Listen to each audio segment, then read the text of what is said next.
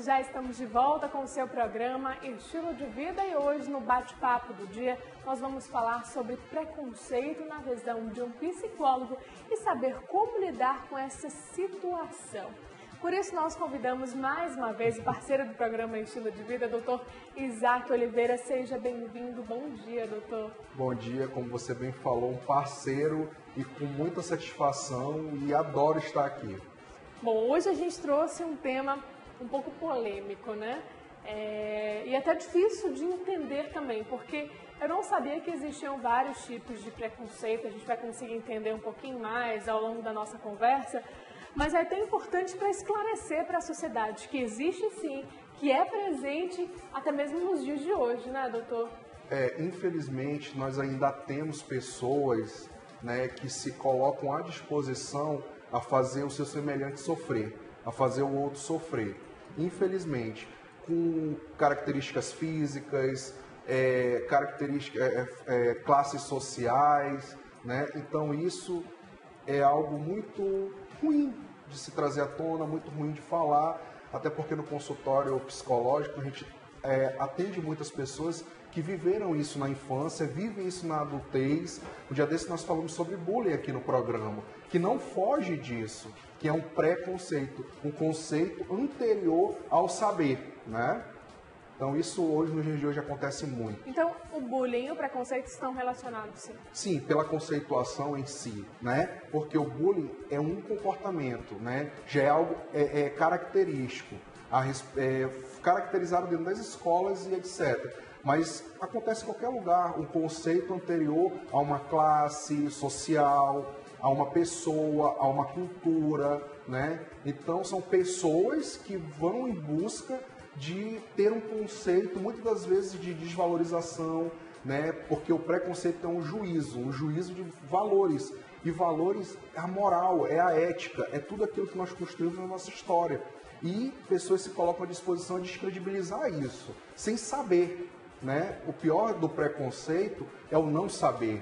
É fantasiar aquilo que acha ou aquilo que é interessante para si no dia a dia. Que ganhos ele vai ter? Se eu tenho ganhos, eu faço o quê? Eu descredibilizo, né? Se eu tenho ganhos, eu vitimizo alguém e massacro essa pessoa, né? Infelizmente, é algo muito triste, né? Principalmente nós da cultura ocidental, que cultuamos muito os fatores religiosos, que Jesus Cristo diz, amai o próximo como a ti mesmo, e acaba que nesse momento esse conceito de valor é colocado pelo ralo e por água abaixo, né? Então o preconceito ele pode surgir de um estereótipo? Sim, sem dúvida nenhuma. O gordinho, né? A menina feia, que a gente não sabe como caracteriza feio e belo, até porque isso é um fator cultural, é o social, né? Às vezes é uma determinação tal. Por exemplo, aqui no Amazonas nós temos uma característica de mulher. No sul nós temos outras características. No centro-oeste outra característica. Então o que é o belo, né? As pessoas que vêm do sul veem a mulher amazonense como a mulher bela. E a gente vai para o sul e olha as características da mulher do sul como belo. Então, é algo que advém da própria pessoa, como um preconceito, né? A gente tem que se colocar à disposição, primeiro, a buscar entender o sujeito, a sua história, o que ele está passando naquele momento, antes de estabelecer um conceito, antes de fazer um julgamento, um juízo de valores, né? A gente está ouvindo aqui alguns comentários da produção, o que é bonito para mim não é bonito para você, o que pode ser para o outro também.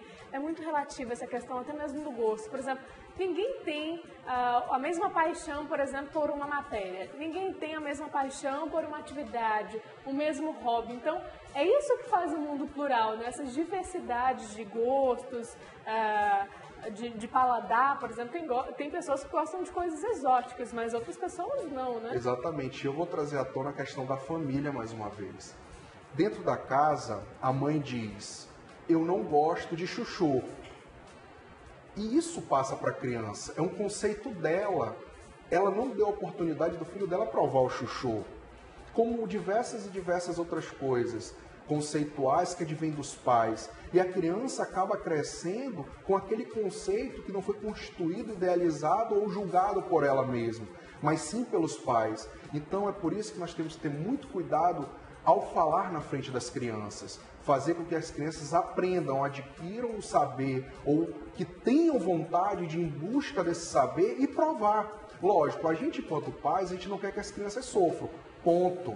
Isso é o ideal. A gente tenta fazer com que elas aprendam, não coloque ela numa redoma de vidro, até porque depois ela pode sofrer justamente por esses preconceitos, esses conceitos formados por alguém, ela não vai saber se defender, até porque ela não vai ter esse saber de se defender, né? Me veio algo à cabeça quando você falou essa questão dos pais que acabam refletindo nos filhos, que eu conheci uma pessoa que não gostava de vatapá. Sendo típico da nossa região e a pessoa nasceu aqui. E eu perguntei, mas você já provou vatapá? Não. Mas como é que você diz que não gosta disso se você nunca provou? Então a gente tem que experimentar sim, né? E a pessoa tem que tomar a decisão e saber se ela vai gostar ou não, né? Sem dúvida nenhuma, a gente cai mais uma vez naquela questão da etimologia. Qual é a origem disso? Né? De onde veio? Primeiro eu tenho que saber para depois eu encarar. Se eu acabo sendo modelado por alguém, eu não vou me capacitar a encarar as realidades factuais da vida. Então nós temos que nos colocar à disposição pela leitura, pelo teatro, pela arte, pelo convívio com pessoas que nos proporcionem isso, para que nós tenhamos a possibilidade de encarar N possibilidades que às vezes a gente acaba se barrando em si só, no seu conceito, nos seus conceitos, às vezes fantasiosos, advindo de modelagens anteriores, e a gente acaba não se colocando à disposição em viver, literalmente viver, né? E viver de uma forma que pode ser a forma mais feliz, de se encontrar. Por exemplo, vamos cair na questão da orientação vocacional. Ah, o meu pai é advogado, eu tenho que ser advogado. Não necessariamente. Mas pela questão dos pais cobrarem isso, né? Não, tu tem que ser advogado, advogado é que dá dinheiro, tu tem que ser psicólogo, psicólogo conhece tudo. Não. Ele tem que se... Nele, ele tem que ir em busca do despertar, do desejo, da vontade de ser aquilo que ele deseja. Ele pode ser um varredor de rua e ser o melhor varredor de rua do mundo e ser visto dessa forma, né? Ou ele pode ser um advogado e ser o pior advogado do mundo. Por quê? Ele fez aquilo que ele não queria, por conceitos anteriores, que é preconceito. É um conceito concebido anterior sem o saber, né? Vamos entender um pouquinho mais a respeito desses tipos. Eu vou para a nossa tela interativa número 2 agora, que a gente vai conseguir trazer alguns tópicos para a gente debater aqui ao vivo no Estúdio Glass da Amazonsat. Tipos de preconceitos. O primeiro tópico, racial. Eu acho que ele está no primeiro, não é por acaso, né? Infelizmente, nós estamos hoje no século XXI e nós ainda escutamos pessoas fazendo comentários indelicados, desonestos, desrespeitosos, principalmente nas redes sociais, a respeito de cor, a respeito de credo e etc.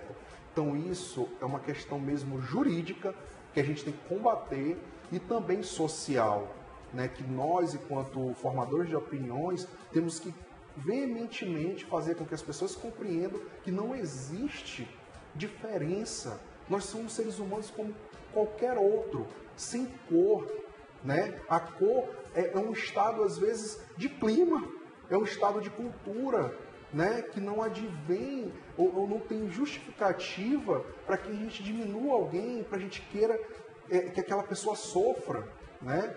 E é algo de pensar simples. Se eu não quero sofrer, poxa, por que eu vou fazer o outro sofrer, né? Nosso segundo tópico, sexual, também no século XXI, ele não está, como era coincidência, no segundo tópico, né? A gente ainda encontra com bastante facilidade, sendo discutido nas redes sociais e em programas também televisivos, até mesmo em rádio. Nos dias de hoje, essa questão da sexualidade, por classificações dadas no contexto social, até porque já saiu do DSM-3 ou DSM-4, eu não lembro, já saiu porque antes a homossexualidade era uma patologia. Infelizmente as pessoas viam dessa forma. mas começaram a perceber, os cientistas da psicologia, da filosofia, da sociologia, da antropologia, começaram a perceber que não é. E Freud, lá no volume 2, 3, ele já traz isso com uma questão de desejo, de vontade. E a gente acaba hoje parando, às vezes, nosso tempo que é tão precioso, para estar debatendo isso. Eu mesmo não gosto de debater isso, porque isso é uma questão de desejo do próprio sujeito. Se ele é um ser social, de normalidade, vamos colocar entre aspas, executa os seus serviços, trata bem os outros com respeito, faz com que a sociedade seja melhor, meu Deus, para que eu vou ter pré-conceito daquele sujeito a respeito da sua sexualidade? Eu, no consultório, enquanto sexólogo, eu atendo pessoas que estão sofrendo porque não conseguem trazer à tona essa vontade de ser quem é. Isso é um sofrimento muito grande, muito grande mesmo. E acaba que quando ela entende que ela domina o seu próprio eu, ela encara a sociedade. E a sociedade, infelizmente, é muito boa, mas também ela é muito ruim. Por quê? Porque ela faz com que esse sujeito que quer ser quem ele deseja ser, seja reprimido, seja coagido e muitas das vezes agredido. E isso é crime. Não é crime contra o desejo da sexualidade, é crime contra a pessoa, contra o sujeito, o ser humano, a matéria e contra o ser social. Então isso é de repugnância. Racial e sexual é algo que nós não devemos dar ênfase, é algo que nós não devemos cansar num debate, porque é um debate que nós não vamos a lugar nenhum, principalmente quem quer defender essa questão desse olhar preconceituoso, A gente já falou, inclusive, aqui no Estilo de Vida a respeito dos traumas, E a gente percebeu que na sua fala você falou a respeito que essa pessoa não aguenta mais, realmente vai em busca de uma orientação porque não sabe o que fazer. Então, não falando de um tópico, mas de todos os tópicos, pode causar traumas sem trazer consequências para a vida desse indivíduo, doutor? Todos. Infelizmente, todos. A partir do momento que eu olho, eu acho que disse isso aqui, quando eu olho para você e digo assim, Nádia, você é tão bonita, você se sente bem, Opa, sou bonita. Quando eu chego, poxa, Nádia, mas não sei, tu tá estranha, tá feia. Isso já te causa algo, de sofrimento, algo a se pensar. O que está acontecendo comigo? Por que falou isso? Por que me deu esse conceito? Por que pensou isso e isso de mim? Então, é por isso que nós, na psicologia, trabalhamos o eu, o sujeito, para que ele encare a realidade dele, não a realidade do outro, que é dar sentido ao outro. Não, o sentido que tem que dar à minha própria existência sou eu mesmo. O outro tem que dar sentido à existência dele, à posição dele, o que ele deseja. Nós temos que ser parceiros. Eu não posso querer que tu seja aquilo que eu quero.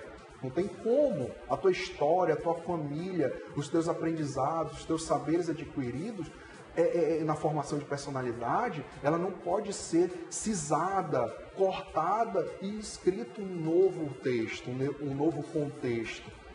Nós temos que ser aquilo que nós somos e melhorar. Agora a gente vai trazer à tona também um outro tipo de preconceito, que é o social.